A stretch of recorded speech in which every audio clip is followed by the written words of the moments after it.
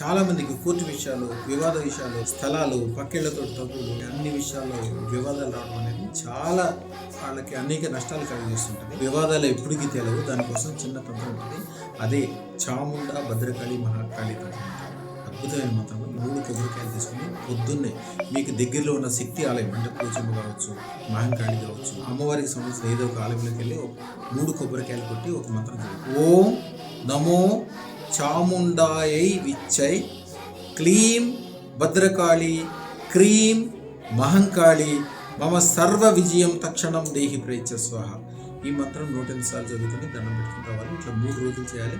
మీకు తెలవకుండానే 45 రోజుల్లో ఆ విషయాలు మొత్తం, అంతకుముందు మిమ్మల్ని బాధకు పెట్టిన విషయాలు మొత్తం మీకు అనుకూలంగా మారితే, ఇవన్నీ కూడా అదృష్టతను పెట్టుకోవటం వలన ఇవన్నీ చేయాల్సిన అవసరం లేకుండానే 100%, 1000% ఎలాంటి వివాదాలైనా ఏదైనా కూడా చివరికి మీకు అనుకూలంగా మారిపోయి దాని ద్వారా మీకు వచ్చిన చెడ్డ ద్వారానే 1 కోటి రెట్లు లాభం వచ్చే విధంగా తప్పడం అనేది అదృష్టం. ఎందుకంటే అదృష్టంలో ఉండే శ్రీ యంత్రముకు సంబంధించిన బీజాక్షరం వలన మీరు ఏ పని చేసినా కూడా 1 కోటి రెట్లు లాభం వచ్చే అవకాశం దాంట్లోనే ఉంటుంది. అదృష్టం దాన్ని తప్పకుండా చేయండి. మీకోసం కాదు, మీ పిల్లల కోసం, మీ కుటుంబాల కోసం, మీ పేరు ప్రతిష్టల కోసం.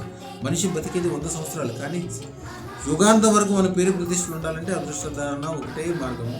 శుభం బియ్య. ముమ్మడి గంగాధరరావు గారు, ధనికుల గోత్రము, తిమ్మాపురం, కాకినాడ. ఈ అదృష్టరత్నం పెట్టుకున్న తర్వాత అండి ఇప్పటికి వచ్చే ల్యాండ్స్ మొత్తం ఈవిడికి 1500 గజం వచ్చిందండి. ఓకే. అది 2 కోట్ల చిల్లర ఉంటుంది. ఓకే.